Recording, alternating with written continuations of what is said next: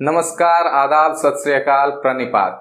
मैं RJ mission ज्ञान Ganga YouTube channel पे आप सभी का स्वागत करता हूं। तो आज हम दोस्त सिंधु घाटी की सभ्यता, इतिहास का जो एक महत्वपूर्ण टॉपिक है सिंधु घाटी की सभ्यता, उसके बारे में हम चर्चा करेंगे।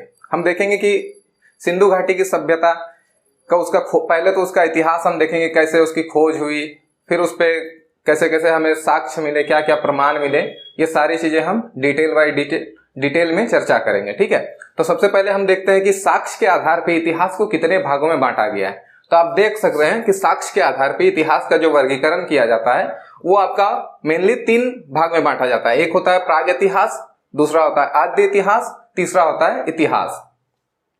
तो अब प्राग इतिहास किसको कहते हैं, यानी प्राग इतिहास का ऐसे अगर हम शब्द को अगर हम लेके चलें तो प्राग इतिहास का मतलब होता है कि इतिहास से पूर्व।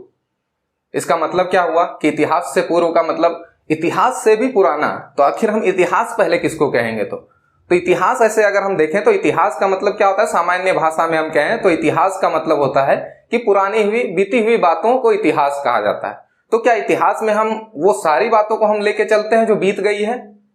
नहीं, वो सारी बातों को तो हम लेके नहीं चल सकते हैं, क्योंकि अगर हम सारी बातों को लेके चलेंगे तो इतिहास में क्या होगा कि बहुत सारे हमको इवेंट्स मिलेंगे। तो इसीलिए हम लोग इतिहास में क्या करते हैं ना, मेनली उन घटनाओं को लेके चलते हैं जिन घटनाओं से मनुष्य या क्या कहते हैं किसी सभ्यता या संस्कृति पे कोई महत्वपूर्ण प्रभाव पड़ता हो, या कोई सभ्यता एवं संस्कृति या मानव जीवन पर बहुत बड़ा इम्पैक्ट कोई अगर घटना क्रिएट करता है तो उस घटना को हम इतिहास कहते हैं। ठीक है, तो इतिहास में हम लोग देख रहे हैं प्राग इतिहास। तो प्राग इतिहास क्या हो गया ना, इतिहास का हमने क्या कहा प्राग इतिहास के बारे में ना, वो प्राग इतिहास को अगर हम डेफिनेशन के तौर पर देखें तो हम कहते हैं कि वो इतिहास जिसमें हमें सिर्फ जो साक्ष्य हमको मिलेंगे वो पुरातात्विक स्रोत ही होंगे। इस इतिहास में हमें कोई लेखन कला नहीं मिलेगी। लेखन कला कहने का मतलब ना कोई लिपि वगैरह कोई डेवलप नहीं हुआ होगा। तो क्या हुआ, लिपि वगैरह अगर डेवलप नहीं हुई होगी तो इसका मतलब कोई ग्रंथ नहीं लिखे गए होंगे, कोई पुस्तक नहीं लिखी गई होगी। तो ये सब हमें नहीं मिलता है प्राग इतिहास में। तो साक्ष्य के आधार पे हम बांट रहे हैं। तो साक्ष्य के आधार पे क्या हो गया ना, सिर्फ हमें पुरातात्विक स्रोत ही रहेगा। तो हम प्राग इतिहास में क्या पढ़ते हैं ना, पाषाण काल हो गया, ताम्र पाषाण काल हो गया, और इसको हम लोग पाषाण काल को फिर अगर हम लोग आगे के लेक्चर में देखेंगे कि पाषाण काल को पुनः 3 भागों में बांट के हम लोग देखेंगे कि पुरा पाषाण काल, मध्य पाषाण काल और नव पाषाण काल। फिर हम लोग आते हैं आद्य इतिहास में।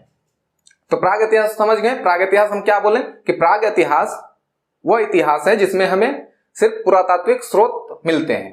ठीक है, उसमें कोई लिपि या लेखन कला नहीं मिलती है। अब आद्य इतिहास आते हैं। आद्य इतिहास का क्या हो गया तब, आद्य इतिहास में भी हम उस इतिहास को रखते हैं जिसमें हमें लेखन कला भी मिलती है और पुरातात्विक स्रोत भी मिलती है। तो लेखन कला जब मिलती है तो इतिहास में भी हमें लेखन कला मिल रही है। तो फिर आद्य इतिहास और इतिहास में अंतर क्या हो गया ना, आद्य इतिहास में हम देखते हैं कि लेखन कला तो मिल रही है लेकिन उसकी जो लिपि है उसे पढ़ा नहीं जा सका है। जैसे हड़प्पा सभ्यता में आपको पता होगा कि बहुत सारे लिपियां मिली है हमें, मोहरों पे जो है कि हड़प्पा की लिपि में कुछ लिखे हुए हैं। तो वो सारी चीजें जो है वो आज तक पढ़ा नहीं जा सका। तो आद्य इतिहास उस इतिहास के उस भाग को कहेंगे जिसमें हमें पुरातात्विक स्रोत तो मिलेगा, पुरातात्विक स्रोत के साथ साथ लेखन कला भी मिलेगी, लेकिन वो लेखन कला ऐसी होगी जिसकी लिपि आज तक पढ़ी नहीं गई होगी, जिसकी लिपि को हम आज तक पढ़ नहीं पाए हैं, उसे हम आद्य इतिहास में रखेंगे। तो इसका एग्जाम्पल क्या हो गया ना, सिंधु घाटी की सभ्यता। सिंधु घाटी की हम सभ्यता देखते हैं तो सिंधु घाटी की सभ्यता में हम क्या पा रहे हैं कि सिंधु घाटी की सभ्यता में लिपि तो मिला है लेकिन उस लिपि को हम पढ़ नहीं पाए। उसके बाद तीसरा आता है इतिहास। अब इतिहास क्या हो गया ना, इतिहास में पुरातात्विक स्रोत भी रहेंगे, लेखन कला भी रहेगी और उस लेखन कला को पढ़ा भी जा सकता है। ठीक है, तो उसे हम कहेंगे इतिहास। तो इसमें हम क्या रखते हैं ना, आधुनिक इतिहास को, जैसे वैदिक सभ्यता हो गया आपका, मौर्य हो गया, मौर्य साम्राज्य, ऐसे करके जितने भी, जैसे अंग्रेजों का आक्रमण हो गया। आधुनिक इतिहास में हम लोग पढ़ेंगे कि भारत में कितने कितने तरह के क्रांतिकारी आंदोलन चले हैं, वो सारी चीजों को हम लोग इतिहास में रखेंगे। तो हमने क्या कहा ना, साक्ष्य के आधार पे हम लोग इतिहास का वर्गीकरण कर दिए। साक्ष्य के आधार पे हम लोगों ने इतिहास को कितने भाग में बांट दिया, 3 भाग में। वो क्या था, एक प्राग इतिहास, एक आद्य इतिहास और एक इतिहास। अब हम लोगों ने बताया कि प्राग इतिहास किसको कहते हैं ना, प्राग इतिहास का वह भाग है जिसमें हमें सिर्फ पुरातात्विक स्रोत मिलता है। इतिहास के रूप में हमें सिर्फ पुरातात्विक स्रोत मिलता है, कोई लेखन कला इसमें नहीं मिलती है। आद्य इतिहास में क्या होगा कि पुरातात्विक स्रोत तो मिलेगा और लेखन कला भी मिलेगी, लेकिन अंतर क्या हो जाएगा ना, उस लेखन कला को हम आज तक पढ़ नहीं पाए हैं, ठीक है, तो उसे हम आद्य इतिहास में रख दें। और इतिहास में क्या हो गया ना, इतिहास में हो गया कि पुरातात्विक स्रोत भी मिलेंगे और लेखन कला का भी प्रचलन होगा और उस लेखन कला को हम पढ़ भी पाएंगे, ठीक है, तो इसको हम कहेंगे इतिहास, ठीक है। अब हम लोगों ने साक्ष्य के आधार पर बांट दिया, तो अब देखते हैं सिंधु घाटी की सभ्यता। तो आप सिंधु घाटी की सभ्यता को किस में रखेंगे, पहला क्वेश्चन यही आता है कि सिंधु घाटी की सभ्यता क्या है, प्राग इतिहास है, आद्य इतिहास है या इतिहास। तो ये क्या हो गया ना, आद्य इतिहास। क्यों? क्योंकि हमने इसमें लेखन कला भी हमको मिला है लेकिन उसको पढ़ नहीं पाए, और पुरातात्विक स्रोत जो मृदभांड वगैरह जो भी मिलते हैं वो सारे चीजें तो मोहरे हो गए, मृदभांड हो गया, आपका मुद्राएं हो गई, बहुत सारे आपका शिल्प कला जो मूर्ति वगैरह बनती है वो सारी चीजें हो गई, तो इसीलिए हम इसे आद्य इतिहास में रखेंगे, ठीक है। तो अब आते हैं हम सिंधु घाटी की सभ्यता पे। तो सिंधु घाटी की सभ्यता, इसका कालक्रम क्या है ना, इसको हम लोग कब से कब तक लेते हैं ना, अगर हम देखें रेडियो कार्बन डेटिंग के आधार पे तो इसको 2350 ईसा पूर्व से 1750 ईसा पूर्व लेते हैं, ठीक है। इसको हम आगे देखेंगे, बहुत सारे विद्वानों ने बहुत सारे डेटिंग दिए हैं, बहुत अलग अलग तरह के कालक्रम दिए हैं, तो उसे हम आगे डिटेल्स में पढ़ेंगे। तो ऐसे नॉर्मल जानने के लिए आप जान लीजिए कि ये 2350 से 1750 ईसा पूर्व होता है, ठीक है। अगर कोई नॉर्मल एग्जाम जैसे रेलवे वगैरह में पूछा जाता है तो उसमें सिंपल सा क्वेश्चन होता है कि सिंधु घाटी सभ्यता का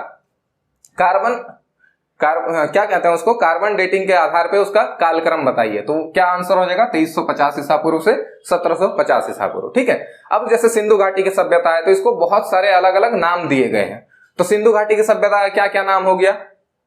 और एक चीज याद रखिए कि सिंधु घाटी की सभ्यता, अब जैसे हमने पढ़ा कि साक्ष्य के आधार पे हम लोग इतिहास का वर्गीकरण किए, ठीक है, लेकिन आप कभी कभी देखते हैं कि सिंधु घाटी की सभ्यता को क्या कहा जाता है, कांस्य युग की सभ्यता कहा जाता है। तो अब फिर कांस्य युग आ गया, यहाँ पे साक्ष्य के आधार पे आद्य इतिहास हम कह रहे हैं, तो वो क्या हो गया ना, इतिहास जो होता है उसे हम साक्ष्य के आधार पे बांटे हैं, उसके बाद धातु के प्रयोग के आधार पे भी बांटे हैं। तो धातु के प्रयोग के आधार पे हम क्या क्या कहते हैं, एक हो गया पाषाण काल, जिसमें हम देखते हैं कि उसमें क्या प्रयोग होता है ना, पत्थरों का ज्यादा प्रयोग होता है, उपकरण वगैरह जितने भी चीजें बनती हैं वो पत्थरों से बनती है, तो उसे हमने रख दिया पाषाण काल में। फिर क्या आया ना, ताम्र पाषाण काल। ताम्र पाषाण काल में क्या हुआ ना, पत्थरों के साथ साथ तांबे का प्रयोग हुआ। देखिए हम ऐसे कालक्रम में तो आपको बता रहे हैं पाषाण काल के बाद ताम्र पाषाण काल, लेकिन इतिहास में कहा जाता है कि पाषाण काल के बाद आता है सिंधु घाटी की सभ्यता, जिसको कांस्य युगीन सभ्यता कहते हैं, उसके बाद आता है ताम्र पाषाण सभ्यता। लेकिन अगर आप लोग ऐसे थोड़ा अगर लॉजिकली सोचें तो आप बताइए कि कांसा किससे बनता है, तांबे एवं टीन से मिलके कांसा बनता है, ठीक है। अब तांबा अगर पहले यूज में ना आया हो तो कांसा क्या कभी यूज में आ सकता है। कांसा कब बनेगा, जब तांबा प्रचलित होगा, तांबा का हम यूज सीख गए होंगे, तभी तो हम कांसा बनाएंगे। तो इसीलिए कहा जाता है अगर लॉजिकली देखा जाए तो पहले आता है पाषाण काल जिसमें पत्थरों का यूज हुआ, फिर आता है ताम्र पाषाण काल जिसमें पत्थरों के साथ साथ तांबे का यूज हुआ।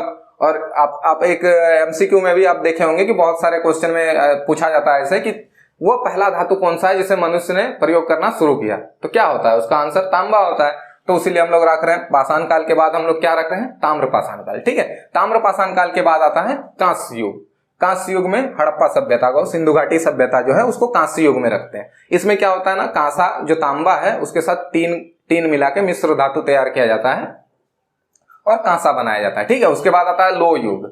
लोह युग में लोहे का प्रयोग होता है, लोहे के उपकरण वगैरह, औजार वगैरह जितने भी चीजें बनती है वो लोहे से बनता है, ठीक है। तो लोह युग में हम क्या रखते हैं ना, वैदिक सभ्यता को। वैदिक सभ्यता में आप लोग पढ़े भी होंगे कि वैदिक सभ्यता में लोहे का ज्यादा उपयोग किया जाता है, ठीक है। और वेदों और पुराणों में भी जो है अगर कोई धातु का सबसे ज्यादा वर्णन किया गया है तो वो लोहे का वर्णन किया गया है, इसीलिए क्या कहा जाता है उसको, लोह युगीन सभ्यता कहा जाता है, ठीक है। तो हम लोग धातु के आधार पर ही बांट लिए, इसीलिए हम लोग धातु के आधार पर जब कहते हैं तो इसको सिंधु घाटी की सभ्यता को किसमें रखेंगे, कांस्य युगीन सभ्यता में, ठीक है। लेकिन अगर हम लोग ऐसे साक्ष्य के आधार पे देखें तो हम लोग इसको किसमें रखेंगे, आद्य इतिहास में, ठीक है। अब हम लोग चलते हैं इसके नाम के बारे में। तो जैसे देखिए इतिहास में क्या होता है, एक चलन रहा है कि कोई भी सभ्यता या कहीं भी किसी भी पुरास्थल का अगर उत्खनन होता है तो सबसे पहला पुरास्थल जहां से उस सभ्यता के बारे में कोई प्रमाण मिलता है, कोई साक्ष्य मिलता है, उसी पुरास्थल के नाम पर उस सभ्यता का नामांकन किया जाता है, ठीक है। तो सिंधु घाटी की सभ्यता जो है सबसे पहला, आप लोग अगर देखा जाए तो सबसे पहला पुरास्थल कौन सा था, हड़प्पा था, जिसकी खोज हुई थी। हड़प्पा नगरी की खोज सबसे पहले सिंधु घाटी की सभ्यता में हुई थी। तो उसी हड़प्पा नगरी के नाम पे ही इसका नाम हड़प्पा सभ्यता भी कहा जाता है। ठीक है, तो आप कंफ्यूज नहीं होइएगा, अगर कहें कि सिंधु घाटी की सभ्यता कहीं पे लिखा रहे या कहीं हड़प्पा सभ्यता लिखा रहे तो दोनों का मतलब सेम ही है। ठीक है, वो सिर्फ हड़प्पा एक स्थल था जो सबसे पहले मतलब उसकी खुदाई सबसे पहले हुई थी और वो अस्तित्व में आया था, जिससे पता चला था कि सिंधु घाटी की सभ्यता, आसपास के जितने भी क्षेत्र हैं वो उस क्षेत्र को सिंधु घाटी की सभ्यता का नाम दिया गया था। उसीलिए उस सभ्यता को, सिंधु घाटी की सभ्यता को पुरास्थल के नाम के आधार पर हड़प्पा सभ्यता भी कहा जाता है, क्योंकि सबसे पहला पुरास्थल जो था वो हड़प्पा ही था, जिसका उत्खनन हुआ था और जो अस्तित्व में आया था। ठीक है, उसके बाद हड़प्पा सभ्यता अगर हम लोग देखें तो हड़प्पा अभी कहाँ है वर्तमान समय में, अगर हम देखें तो हड़प्पा पड़ता है पाकिस्तान में। ठीक है, तो उस समय कब खोज हुआ था हड़प्पा का? 1921 में हड़प्पा नगरी की खोज हुई थी। ठीक है, लेकिन जब बाद में जब भारत आजाद हुआ तब लोगों को लगा कि अगर हम हड़प्पा सभ्यता इसका नाम अगर रहता है तो लोगों को एक मैसेज जाएगा जो मतलब प्रो इंडियन है, प्रो भारतीय है। उन्होंने सोचा कि क्यों ना इसका ऐसा नाम रखा जाए जिससे ये भारतीय सभ्यता की तरह थोड़ा दिखे, लोगों को लगे कि ये भारतीय सभ्यता है। ठीक है, तो उसीलिए उन्होंने क्या किया था, इसके साथ सिंधु के साथ सरस्वती जोड़ दिया। ठीक है, सरस्वती नदी आपको पता है राजस्थान के साइड से भी बहती है, तो उसी के आधार पे, लेकिन इसका प्रमाण नहीं मिल पाया अभी तक, सरस्वती नदी का प्रमाण नहीं मिल पाया कि ये सिंधु सभ्यता के साथ चल रही होगी। ठीक है, लेकिन फिर भी जोड़ के उसके साथ सरस्वती नदी को जोड़ दिया गया और कहा गया सिंधु सरस्वती सभ्यता, जो काफी हद तक अगर देखें तो भारतीय संस्कृति और सभ्यता को दर्शाती है। ठीक है, तो इसीलिए कुछ जो पुरातत्वविद विद्वान वगैरह जो थे उन्होंने कहा इसे सिंधु सरस्वती सभ्यता। ठीक है, तो इसके क्या क्या नाम हो गए? हड़प्पा सभ्यता, दूसरा सिंधु सरस्वती सभ्यता, तीसरा हो जाता है सिंडन सभ्यता। अब ये सिंडन सभ्यता क्या हुआ? तो सिंडन किसके लिए प्रयोग किया जाता है? सिंडन प्रयोग किया जाता है जो यूनान के लोग थे, यूनान के लोग कपास जो होती है, कपास के लिए सिंडन शब्द का प्रयोग करते थे। ठीक है, कपास शब्द के लिए सिंडन शब्द का प्रयोग करते थे। तो कपास जो है, कपास की सबसे पहली जो कपास का जो सबसे पहला प्रमाण मिलता है वो कहां से मिलता है? वैसे तो हमें कपास का सबसे पहला अगर प्रमाण हम देखें तो नवपाषाण काल में ही हमको मिलता है मेहरगढ़ से, क्योंकि मेहरगढ़ आप लोग पढ़े होंगे बलूचिस्तान में, मेहरगढ़ से क्या होता है ना, अनाज के सबसे ज्यादा साक्ष्य मिले, तो वहीं से हमें गेहूं हो गया, जौ हो गया, कपास हो गया, तो इनके प्रमाण मिलते हैं मेहरगढ़ से। लेकिन कहा जाता है कि कपास जो है सबसे ज्यादा, वो बलूचिस्तान भी अगर देखें तो क्या है, सिंधु नदी के क्षेत्र में ही आता है, तो उसीलिए कहा जाता है कि जो कपास है उसकी सबसे ज्यादा खेती जो होती थी वो सिंधु नदी के किनारे होती थी। तो यूनानियों ने जब यहाँ यूनानी वगैरह व्यापार करने आते थे तो यहाँ वे देखते थे कि कपास का बहुत ज्यादा खेती होता है और कपास यहाँ बहुत ज्यादा प्रचलन में है, क्योंकि यहाँ के लोग कपास से जो रेशे बनाए जाते थे, सूती कपड़े, वो बुनकर पहनते थे। तो इन्हीं आधार पे उन्होंने क्या कहा, इस सभ्यता को, सिंधु घाटी सभ्यता को सिंडन सभ्यता। ठीक है, तो अगर कभी पूछ दे कि सिंडन किसके लिए प्रयोग किया जाता है तो सिंडन कपास के लिए प्रयोग किया जाता है। ठीक है, और अगर कहे कि सिंडन सभ्यता किसको कहेंगे तो सिंडन सभ्यता किसे कहेंगे? सिंधु घाटी सभ्यता को। ठीक है, अब चलते हैं आगे। कभी कभी इसे सैंधव सभ्यता भी कहा जाता है। ठीक है, सिंधु सभ्यता जो है उसे सैंधव सभ्यता भी कहा जाता है, तो कंफ्यूज नहीं होना है। ठीक है, एक हो गया हड़प्पा सभ्यता, सिंधु सरस्वती सभ्यता, तीसरा हो गया सिंडन सभ्यता, चौथा हो गया सैंधव सभ्यता। अब पांचवा जो आता है वो है मेलुहा। तो मेलुहा क्या है ना, आपको पता होगा कि मेसोपोटामिया का सभ्यता, मेसोपोटामिया की भी सभ्यता चलती है, तो मेसोपोटामिया में जितने भी अभिलेख वगैरह मिले हैं उसमें मेलुहा शब्द का प्रयोग किया गया है। ठीक, तो मेलुहा शब्द क्या है ना, मेलुहा शब्द जब पुरातत्वविदों और विद्वानों ने जब उसका पता लगाया तो मेलुहा शब्द जो है वो सिंधु घाटी के लिए प्रयोग किया जाता था। ठीक, तो यहां से हमें क्या पता चला, मेलुहा भी जो है वो सिंधु सभ्यता को ही दर्शाती है। तो अगर कभी पूछे कि मेलुहा क्या है तो मेलुहा सिंधु घाटी के लिए प्रयोग किया जाने वाला शब्द है, जो कहां पे प्रयोग होता था? मेसोपोटामिया में। अब आता है हरियूपिया। हरियूपिया क्या है ना, ऋग्वेद में हरियूपिया शब्द का प्रयोग किया जाता है। अब अगर नाम अगर देखें हरियूपिया, इससे कहीं ना कहीं हड़प्पा मेल खाता है, तो हरियूपिया क्या हो गया ना, हड़प्पा का ही, ऋग्वेद में हड़प्पा को ही हरियूपिया कहा जाता है। अब यहां से हमें क्या पता चल गया कि इसके सिंधु घाटी सभ्यता का अगर कुछ भी नाम दिया रहे, अगर आपसे पूछ दे हड़प्पा सभ्यता तो भी वो सिंधु घाटी सभ्यता ही है। सिंधु सरस्वती सभ्यता, उसका भी मतलब सिंधु घाटी सभ्यता। सिंडन सभ्यता हो गया, सैंधव सभ्यता हो गया, मेलुहा हो गया, हरियूपिया हो गया, कुछ भी रहे तो उसका मतलब क्या है, सिंपल सा सिंधु घाटी सभ्यता। ठीक है, तो ये हो गया आपका नामांकन। अब आते हैं इसके खोज से संबंधित महत्वपूर्ण घटना पे कि आखिर इसकी खोज कैसे हुई। ऐसा तो नहीं कि अचानक से ही गए और उस स्थल का उत्खनन किया और हड़प्पा बाहर निकल गया, ऐसा तो है नहीं, उसके पीछे कुछ ना कुछ हिस्ट्री रही होगी, तो वो हम लोग देखते हैं। ठीक है, तो देखिए 1826 आता है, सबसे पहला जो काम होता है वो 1826 में होता है। तो 1826 में चार्ल्स मेसन नाम के एक पुरातत्वविद हैं, वो जाते हैं हड़प्पा स्थल पर।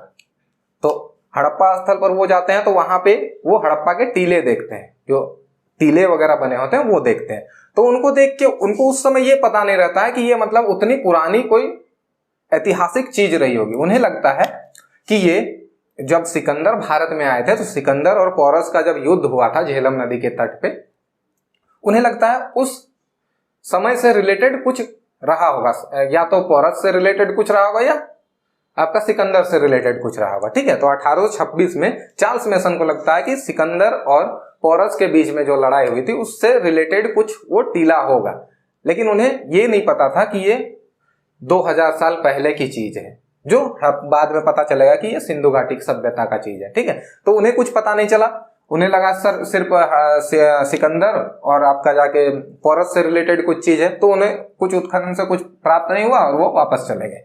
फिर बारी आता है 1853 में, जब जाते हैं अलेक्जेंडर कनिंघम। अब अलेक्जेंडर कनिंघम का नाम आया तो अलेक्जेंडर कनिंघम के बारे में आपको पता ही होगा, इन्हें भारतीय पुरातत्व का जनक कहा जाता है। ये हम लोग देखेंगे क्यों कहा जाता है। ठीक है, तो 1853 में अलेक्जेंडर कनिंघम। अब 1853 में वो क्यों जाते हैं, हड़प्पा स्थल पर क्यों जाते हैं ना, आपको याद होगा कि 1853 जो एक ऐसा वर्ष है जिसमें भारत में पहला रेल चला था, और पहला जो रेल है वो कहां से कहां तक चला था, कमेंट सेक्शन में आप लोग जवाब दीजिएगा इसका। ठीक है, तो 1853 में जो पहला रेल चला था वो मुंबई से थाने में चला था। ठीक है, और उस समय कौन था भारत में, वायसराय कौन थे, न लॉर्ड डलहौजी थे। तो जब 1853 में भारत में पहला रेल चला तो उस समय कनिंघम ने सोचा कि रेलवे का जब विस्तार करना था तो ये पश्चिमी भाग में गए। भारत का पश्चिमी भाग कौन सा है, गुजरात वाला साइड। तो गुजरात उस समय पाकिस्तान भी भारत में ही आता था, तो पाकिस्तान हो गया पश्चिमी भाग, तो वो उस साइड पे गए रेलवे का विस्तार के लिए। तो उन्होंने वहां पे फिर हड़प्पा के टीले देखे, तो उन्हें भी लगा कि कोई ऐतिहासिक महत्व का स्थल होगा। तो वहां से उन्हें फिर क्या मिला ना, एक मोहर मिली, एक मोहर मिली जिस पर क्या था ना, हड़प्पा की लिपि में 6 अक्षरों में कुछ लिखा हुआ था और एक बिना कुबड़ वाले वृषभ का चित्र था। वृषभ का मतलब क्या हुआ ना, सांड, सांड या बैल को, वृषभ जो है ये क्या है, सांड या बैल। ठीक है, संस्कृत में वृषभ कहा जाता है। ठीक है, तो सांड या बैल, लेकिन इसका कुबड़ नहीं था। हम लोग इतिहास अगर देखें, पाषाण काल से देखें, तो कुबड़दार जो बैल है या वृषभ है, कुबड़दार वृषभ, ये भारत में काफी मतलब महत्व रखते थे। ठीक है, बहुत सारे जगह पे इनकी पूजा की जाती थी। सिंधु घाटी सभ्यता में भी आप देखेंगे कि कुबड़दार जो वृषभ हैं उनकी काफी महत्व है, उनकी पूजा की जाती थी। तो उन्हें लगा कि इस वृषभ में कुबड़ नहीं है और ऊपर से एक ऐसी लिपि में लिखा है जो पढ़ा नहीं जा सकता है, तो उन्हें लगा कि शायद ये विदेशियों की कोई मुद्रा या मोहर रही होगी। तो उन्होंने उसके बाद उस पर ध्यान नहीं दिया और फिर चले गए वहां से। कुबड़दार वृषभ बोला, आपको एक फैक्ट बताते चलते हैं। कुबड़दार वृषभ जब आ गया तो आपको बताते चलते हैं। जब हम लोग ताम्रपाषाण काल पढ़ेंगे ना, तो उसमें हम लोग देखते हैं कि जैसे ताम्रपाषाण काल में संस्कृतियां जो डेवलप हुई थी, जैसे राजस्थान में आहड़ बनास संस्कृति हो गया, आपका मालवा में कायथा संस्कृति हो गया। तो ये सारी जितनी भी संस्कृतियां डेवलप हुई उसमें हम लोग देखते हैं कि जो बैल है उसका कुबड़ है, मतलब पीठ ऊंचा, हम्प जिसको कहते हैं, वो कुबड़दार वृषभ का चित्र पाया जाता है। तो जब आहड़ बनास पढ़ेंगे तो उसमें क्या कहा जाता है, इसको बनासियन बुल कहा जाता है। लेकिन जब वही कायथा संस्कृति, मालवा संस्कृति में आ जाते हैं तो उसमें भी मतलब कुबड़दार मिलते हैं, लेकिन उसको अलग कहा जाता है, बनासियन बुल नहीं कहा जाता है। उसमें क्या होता है ना कि उसका पिछला हिस्सा जो होता है वो नहीं पाया जाता है, इसीलिए उसको क्या कहते हैं, उसको आहड़ बनास से, बनासियन बुल से अलग रखा जाता है। लेकिन रहता सब में कुबड़ ही है, हम तो दोनों ही वृषभ में हम्प रहता है। ठीक है, तो वो हो गया आपका वृषभ से रिलेटेड। जब हम लोग सिंधु घाटी पढ़ेंगे तो इसमें भी कुबड़दार वृषभ के बहुत सारे मुद्रा और मोहर पाया गया है। ठीक है, तो यहाँ से 1853 में इन्हें भी कुछ नहीं मिला, बस एक मोहर मिली थी जिसपे बिना कुबड़दार वृषभ का चित्र था और 6 अक्षरों की एक हड़प्पा सभ्यता की लिपि में लिखी हुई कुछ लिखा हुआ था जिसे पढ़ा नहीं जा सका। उसके बाद फिर ये चले गए। तो उस समय क्या हुआ, 1856 में फिर बर्टन बंधु आते हैं। ठीक है, बर्टन बंधु ये भी अंग्रेज के एक अभियंता थे, मतलब इंजीनियर थे। ठीक है, तो जब ये आते हैं तो इस समय क्या हो रहा था, हमने क्या पढ़ा कि 53 में क्या हुआ, रेलवे लाइन का भारत में तो रेलवे स्टार्ट हो गया था, तो उसी रेलवे का विस्तार करने के लिए बर्टन बंधु को कराची से जो लाहौर है वहां पे रेलवे लाइन बिछाने का कार्य सौंपा गया था। तो 1856 में ये भी जाते हैं उस स्थल पे। तो इस समय क्या होता है, 1856 में जब ये जाते हैं तो जब कराची से लाहौर की रेलवे लाइन बिछ रही होती है तो बहुत सारे जो ईंटों की जरूरत पड़ती है ना, ये हड़प्पा के जो टीले होते हैं वहीं से ईंटें उठा लेते हैं। और आपको पता है कि हड़प्पा में ईंटें कैसी होती है ना, पकी हुई ईंटें मिलती है। तो इन्हें भी नहीं पता था कि ये हड़प्पा से रिलेटेड ईंटें हैं, उन्हें लगा कि होगी कोई पुरानी ईंटें होगी, तो वो उठा के रेलवे लाइन में बिछा दिए। तो उससे क्या हुआ ना, हड़प्पा के एक तो जो महत्वपूर्ण स्थल थे वहां से जो साक्ष्य और भी कुछ मिलने वाले थे वो भी नष्ट हो गए। तो ये बर्टन बंधु ने 1856 में ये कारनामा कर दिखाया कि हड़प्पा के स्थल को बर्बाद करके रख दिया। ठीक है, फिर से जब रेलवे लाइन बिछ रही होती है तो 1856 में पुनः अलेक्जेंडर कनिंघम उस स्थल पे जाते हैं। तो 1856 में जब ये जाते हैं तो इन्हें विश्वास होता है कि ये है तो बहुत ही ऐतिहासिक स्थल है, तो इन्हें लगता है कि इस स्थल का उत्खनन करना चाहिए, एक बार इस स्थल का उत्खनन करके देखना चाहिए। तो उस समय भी डलहौजी ही थे वायसराय, तो डलहौजी से कहा जाता है, एक लेटर लिखते हैं, उनसे आदेश मांगते हैं कि आप कृपया मुझे इस स्थल का उत्खनन करने दिया जाए। लेकिन डलहौजी साफ साफ इनकार कर देते हैं, तो इन्हें फिर कुछ पता हाथ नहीं लगता है। उसके बाद फिर जब 1871 जब आती है तो ASI की स्थापना हो जाती है। ASI यानी भारतीय पुरातत्व सर्वेक्षण विभाग। ठीक है, तो 1871 में ASI की जब स्थापना हो जाती है तब सबसे पहला जो डायरेक्टर जनरल बनते हैं वो कौन बनते हैं, अलेक्जेंडर कनिंघम। ठीक है, तो 1871 में जब ASI की स्थापना होती है तो उस समय पहला जो डायरेक्टर जनरल बनते हैं वो है अलेक्जेंडर कनिंघम, और इसी कारण इन्हें भारतीय पुरातत्व का जनक भी कहा जाता है। तो 1871 में जब एक सेपरेट एक विभाग बन जाती है तब उत्खनन कार्य जोरों शोरों से शुरू हो जाता है। उसके बाद आती है 1921 जो ऐतिहासिक महत्व का साल है। ठीक है, तो 1921 में क्या होता है ना, राय बहादुर दयाराम साहनी जो है, जिसको सिर्फ कहीं कहीं दयाराम साहनी भी लिखा जाता है, तो इन्होंने हड़प्पा स्थल की खोज कर ली। ठीक है, तो 1826 से चलते आ रहा है और खोज कब हुई, 1921 में। ठीक है, तो 1921 में दयाराम साहनी द्वारा हड़प्पा स्थल की खोज कर ली, और जब हड़प्पा स्थल सबसे पहला स्थल मिला तो उसी स्थल के नाम पे इसकी नामांकन क्या किया गया ना, हड़प्पा सभ्यता। ठीक है, उसके बाद एक साल बाद पुनः 1922 में राखलदास बनर्जी द्वारा मोहनजोदड़ो की खोज होती है। तो दो नगर की खोज हो गई सिंधु घाटी सभ्यता से रिलेटेड, पहला हड़प्पा, दूसरा मोहनजोदड़ो। ठीक है, तो कहीं कहीं पे एक क्वेश्चन बनता है कि हड़प्पा और मोहनजोदड़ो जो है वो विस्तृत साम्राज्य की जुड़वा राजधानी है। ठीक है, ये किसने कहा था, मतलब हड़प्पा और मोहनजोदड़ो को विस्तृत साम्राज्य की जुड़वा राजधानी की संज्ञा किसने दी थी। तो उसका आंसर क्या हो जाएगा, अगर किसी को मालूम है तो कमेंट सेक्शन में कमेंट कीजिए, वो हो जाएगा स्टुअर्ट पिगट। ठीक है, स्टुअर्ट पिगट। स्टुअर्ट पिगट कौन थे, स्टुअर्ट पिगट भी एक पुरातत्वविद थे। इन्हें किस लिए जाना जाता है, इनका मेनली जो काम आता है वो ताम्रपाषाण युग में आता है, और ताम्रपाषाण युग से संबंधित इन्होंने एक पुस्तक भी लिखी है। क्या नाम है उसका, बताइए जल्दी से बताइए, उस पुस्तक का क्या नाम है। तो स्टुअर्ट पिगट ने जो बुक लिखा है उसका नाम है the pre history of India, pre history of India. ठीक है, तो स्टुअर्ट पिगट से आपको दो चीज याद रखना है। ठीक है, पहला क्या बोले कि हड़प्पा और मोहनजोदड़ो को विस्तृत साम्राज्य की जुड़वा राजधानी किसने कहा था ना, स्टुअर्ट पिगट ने। और अगर पूछ दे कि प्री हिस्ट्री ऑफ इंडिया पुस्तक किसकी लिखी हुई है तो वो भी क्या होगा, स्टुअर्ट पिगट। ठीक है, हम लोग जब ताम्रपाषाण काल पढ़ेंगे तब इससे रिलेटेड और भी फैक्ट आएंगे, वो हम लोग तब देखेंगे। ठीक है, अब हम लोग क्या देख लिए कि 1922 में राखलदास बनर्जी द्वारा मोहनजोदड़ो की खोज हो गई। अब जो महत्वपूर्ण साल आता है वो आता है 1924। इस समय जब खोज होती है तो इस समय ASI के डायरेक्टर जनरल कौन होते हैं ना, जॉन मार्शल।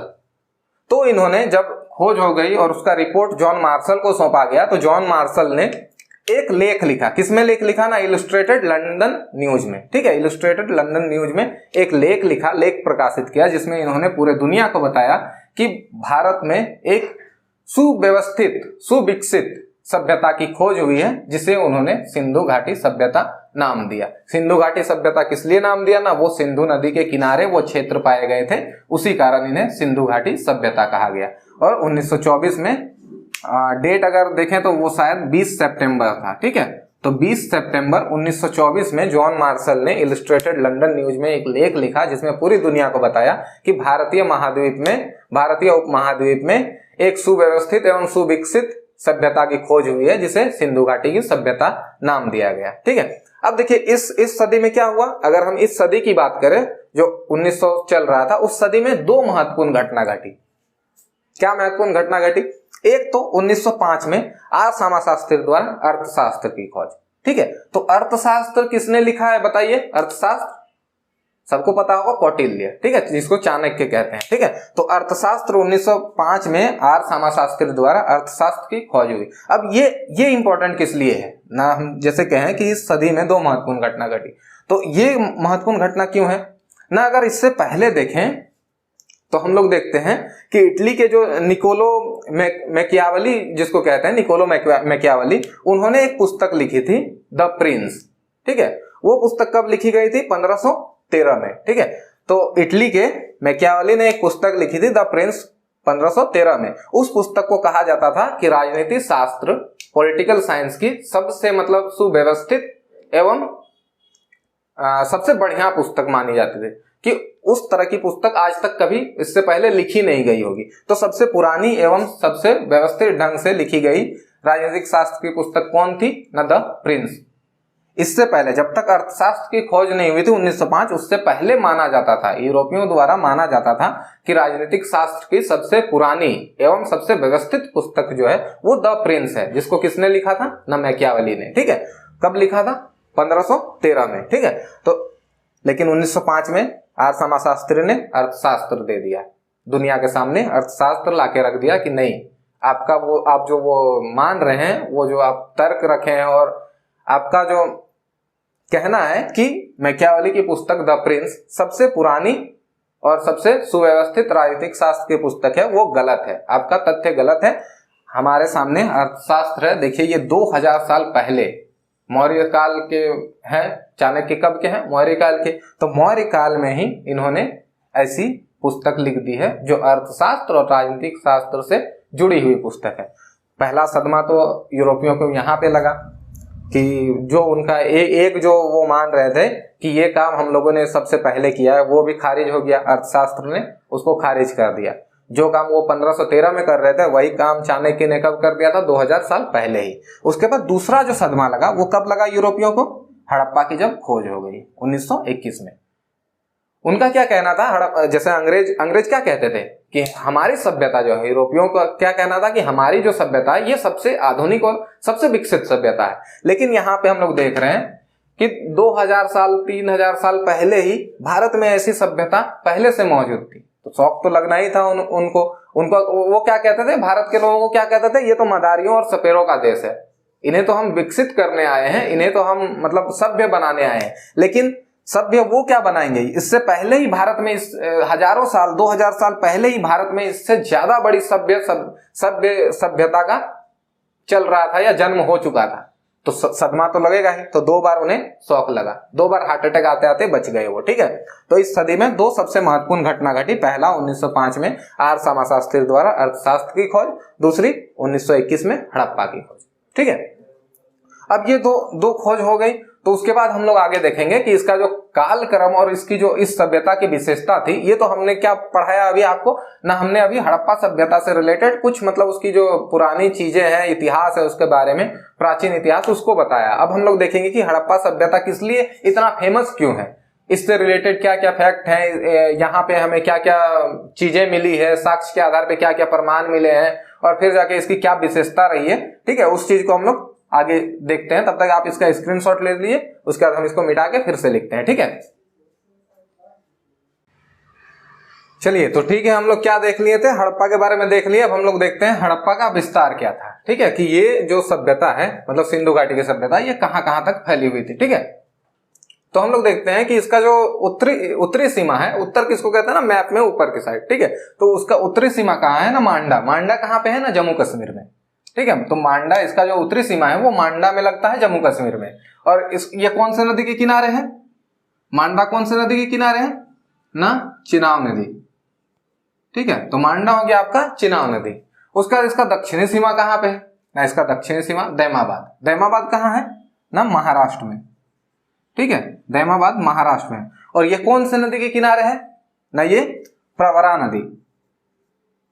प्रवरा नदी है जो गोदावरी की सहायक है। तो ये गोदावरी की सहायक। ठीक है, तो ये आपका हो गया उत्तरी और दक्षिणी सीमा। उत्तरी सीमा मांडा जो कि जम्मू कश्मीर, कहां पे? चिनाब नदी के किनारे। दक्षिणी सीमा दैमाबाद महाराष्ट्र, प्रवरा नदी के किनारे। कहीं कहीं पे गोदावरी नदी भी है तो कोई दिक्कत नहीं, क्योंकि प्रवरा जो है वो गोदावरी की ही सहायक नदी है। ठीक है, तो ये दैमाबाद जो है वो प्रवरा नदी के किनारे है जो गोदावरी की सहायक है। अब इसकी जो पूर्वी सीमा लगती है वो कहां पे लगता है ना? आलमगीरपुर। आलमगीरपुर जो है वो कहां पे है ना? यूपी में। यूपी में कौन सा जिला? मेरठ जिला पे। ठीक है, तो ये आपका है यूपी में मेरठ जिला। और ये कौन से नदी के किनारे है? आलमगीरपुर जो कौन से नदी के किनारे है ना? ये है हिंडन नदी। ठीक है, आलमगीरपुर हिंडन नदी के किनारे। ठीक है, आलमगीरपुर हो गया यूपी में, मेरठ जिला, हिंडन नदी के किनारे। इसका जो पश्चिमी सीमा लगता है वो सुतका गेंडोर। सुतका गेंडोर कहां पे है ना? सुतका गेंडोर पाकिस्तान में है। सुतका गेंडोर पाकिस्तान में। ठीक है, सुतका गेंडोर आपका पाकिस्तान में। ये कौन सा नदी के किनारे है ना? ये है दासक नदी। ये आपका हो गया दासक नदी के किनारे। ठीक है, तो ये आपका हो गया हड़प्पा का विस्तार। एक जगह आता है सोर्तुगई।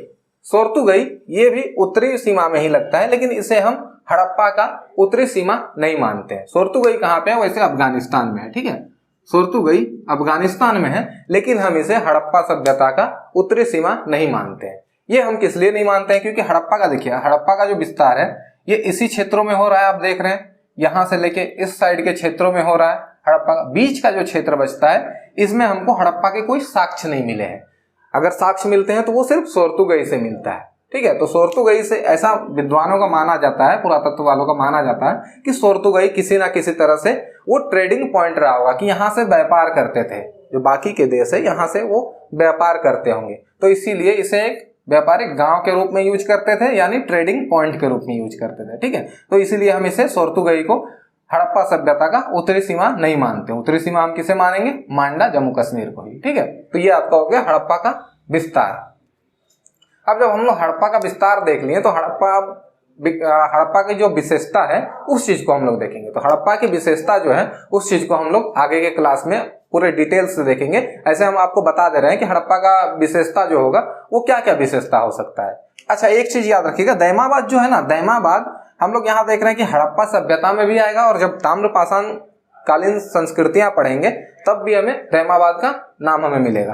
तो दैमाबाद कौन सी संस्कृति का सबसे प्रमुख गांव रहा होगा बताइए? तो वो होगा जोरवे संस्कृति। जो हम लोग ताम्रपाषाणिक संस्कृति देखते हैं, जो सबसे लंबे समय तक चलने वाली संस्कृति है, कोई भी ताम्रपाषाणिक संस्कृति में सबसे लंबे समय तक चलने वाली जो संस्कृति है वो जोरवे संस्कृति। उसमें दो प्रमुख गांव आते हैं, एक तो आपका दैमाबाद और एक इनाम गांव। ठीक है, तो इसमें कंफ्यूज नहीं कीजिएगा, कभी कभी आपको दे देता है दैमाबाद, क्वेश्चन जो रहता है उसमें दैमाबाद आपका आलमगीरपुर ऐसे करके एक साइड में दिया रहेगा जगह का नाम, दूसरे साइड में सभ्यता एवं संस्कृति का नाम। तो दैमाबाद जोरवे में भी आता है। अगर सिंधु घाटी ना मिले तो आप जोरवे में भी टिक कीजिएगा। ठीक है, वो ताम्रपाषाणिक संस्कृति का एक जगह है। ठीक है, तो आपका हो गया सिंधु घाटी का सभ्यता का जो विस्तार है वो इतने बड़े क्षेत्रों में है। ये लगभग माना जाता है, इसका जो विस्तार क्षेत्र है ये 13 लाख वर्ग किलोमीटर माना जाता है। 13 लाख वर्ग किलोमीटर के क्षेत्र में इसका विस्तार माना जाता है। सिंधु घाटी की सभ्यता का जो विस्तार है ये 13 लाख वर्ग किलोमीटर क्षेत्र में माना जाता है। तो हम लोग उसके बाद आगे के क्लास में हम लोग क्या पढ़ेंगे ना, हड़प्पा की विशेषता, हड़प्पा सभ्यता की विशेषता, जिसमें हम लोग कृषि एवं पशुपालन देखेंगे, फिर आपका नगरीय संरचना एवं विन्यास जो है वो देखेंगे, आपका फिर विज्ञान एवं प्रौद्योगिकी, जिसमें उन लोग मिश्र धातु बनाते थे। उसका मिश्र धातु के बाद जो नहर वगैरह है, जल निकास प्रणाली है, ये सारी चीजें उसकी विज्ञान एवं प्रौद्योगिकी में आ जाएगी। फिर उसकी अर्थव्यवस्था देखेंगे कि अर्थव्यवस्था उसकी क्या थी, कृषि ही थी या फिर कृषि के साथ साथ वो ट्रेड भी करते थे, व्यापार भी करते थे।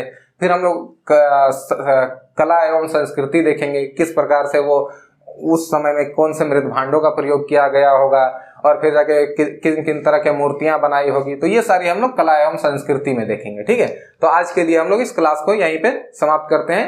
तब तक के लिए आपसे वीडियो को देखने के लिए आपका धन्यवाद। और प्लीज इस चैनल को आगे मतलब सब्सक्राइब कीजिएगा, इस वीडियो को लाइक कीजिए और दोस्तों में ज्यादा से ज्यादा शेयर कीजिए, ताकि मतलब इस जो हम वीडियो बना रहे हैं ये ज्यादा से ज्यादा लोगों तक पहुंच पाए। देखिए, हमारा ये मकसद नहीं है कि हम ये सिर्फ मतलब ऐसे ही यूट्यूब पे अपलोड करने के लिए बना रहे हैं। हम चाहते हैं कि ऐसे बहुत सारे लोग हैं जो पैसे के अभाव के कारण कोचिंग सेंटर नहीं जा पा रहे हैं। ठीक है, तो हम चाहते हैं कि वो फ्री में जो मटेरियल है वो हम प्रोवाइड करें, ताकि वो जो आर्थिक समस्या है उसके कारण उनके जो पढ़ाई लिखाई है उसमें कोई बाधा ना आए। ठीक है, तो आप ज्यादा से ज्यादा इस चीज को शेयर किया कीजिए, अपने दोस्तों वगैरह में बांटा कीजिए। ठीक है, तो ये हम लोग आज पढ़ लिए हैं हड़प्पा सभ्यता। तब तक के लिए वीडियो देखने के लिए थैंक यू, धन्यवाद, बाय।